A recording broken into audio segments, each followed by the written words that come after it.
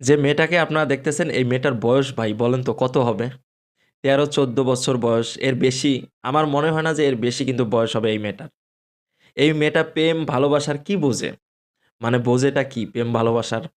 আর স্ক্রিনে থাকা যে ছেলেটাকে দেখতেছেন তার নাম হচ্ছে পিয়া। এই পিয়া নামের ছেলেটা এই 13-14 বছর বয়সী মেয়েটার সাথে প্রেম করেছে এবং তাকে বলেছে, "আমি তোমাকে বিয়ে করব।" এই প্রেম কড়াকড়ির মধ্যেই তারা কিন্তু স্বামী-স্ত্রী যেসব কাজ করে, তারা কিন্তু সে কাজটাও সেরে ফেলেছে। এখন সেই কাজটা সেরে ফেলার পর লোকজন যখন জানাজানি হয়ে গেছে, মেয়েটা যখন প্রেগনেন্ট হয়ে গেছে, তখন কি হয়েছে জানেন? শুনবেন আপনারা? শুনবেন? আপনারা ভিডিওটা আজকে বেশি, বেশি করে শেয়ার করে দেবেন। সবাই যাতে এই ভিডিওটা দেখতে পারে এবং এই ধরনের সমাজে কিন্তু বর্তমান সমাজে কিন্তু এই ধরনের কাজগুলো মানে অহরহর হইতেছে এবং চলতেছে। প্রেম ভালোবাসা খুবই কিন্তু খারাপ জিনিস। ধরতে গেলে খুব খারাপ জিনিস। যতটা ভালো তার থেকে ৩ গুণ হচ্ছে খারাপ। এই মেয়েটাকে বিয়ের লোভ দেখাইলো যে তোমার সাথে আমি প্রেম করতেছি, তোমাকে আমি বিয়ে করব এবং তার সাথে ওই সমস্ত কাজ করলো। মেয়েটা প্রেগনেন্ট হয়ে গেল। এখন মেয়েটাকে বিয়ে করতেছে না। এখন এই মেয়েটা কি করবে? এই মেয়েটা তখন লোকজন জানাজানি হয়ে গেল। ধরে নেন তাদের গ্রামে একটা মনে করেন যে একটা সালিশ বসেছে। এটার একটা সমাধান করবে। যে এটার সমাধান কি? এটার সমাধান তো একটা করতে হবে ভাই। তো সমাধান করতে হলে ছেলে-মেয়ে দোনোজনকেই উপস্থিত রাখতে হবে। এখন তাদেরকে উপস্থিত রাখার পর মেয়ে যখন এসে বলল সবার সামনে যে, "আমি ওর সন্তান আমার পেটে।"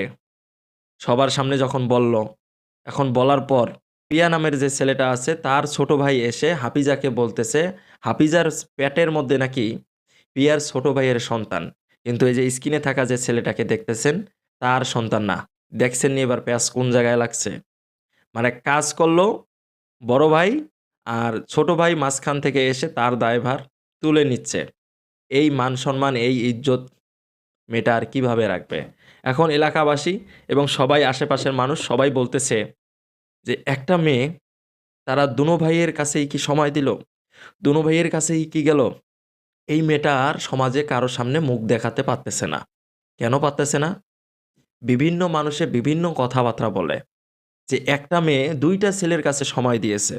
না হলে একটা ছেলে এসে কিভাবে বলে যে, ওর পেটের মধ্যে আমার সন্তান?"